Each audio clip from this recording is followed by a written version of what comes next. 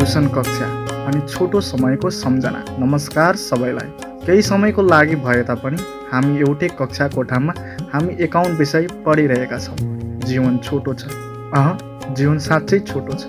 यस छोटो समयमा हामी धेरै साथीहरू बनाउँछौँ। केही समयको लागि मात्र भए पनि हामी एउटै कक्षा कोठामा भेला हुन्छौँ, एउटै डेस्कमा बसेर पढ्छौँ, सँगै हाँस्छौँ, रमाइलो गर्छौँ। कहिलेकाहीँ हामी एक अर्कालाई जिस्काउँछौँ, मजाक गर्छौँ, एक अर्काका कमजोरीहरू खोजेर हँस्यौली बनाउँछौँ। तर यो हाँसोभित्र माया लुकेको हुन्छ, मित्रताको गाढा बन्धन लुकेको हुन्छ।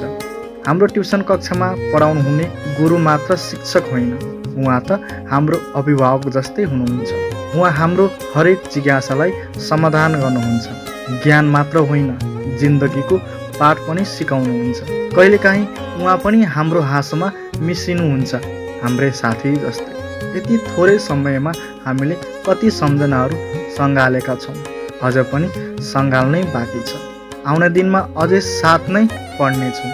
थोरै समयको लागि भए पनि बेलुकाको 5 बजेको समयमा हामी भेट्छौँ।